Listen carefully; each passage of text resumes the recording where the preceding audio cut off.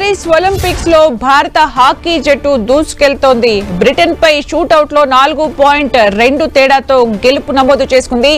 Semis కి చేరుకుంది భారత హాకీ జట్టు.